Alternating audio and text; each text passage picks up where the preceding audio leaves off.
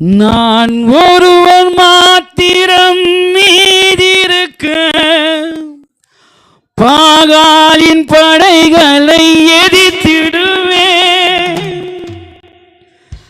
நான் ஒருவன் மாத்திரம் மீதிருக்க பாகாலின் படைகளை எதிர்த்திடுவேன். நான் ஜெபிக்க ஜெபிக்க அவர் தலை அசைப்பார், நெருப்பாயிரங்கிடுவார்.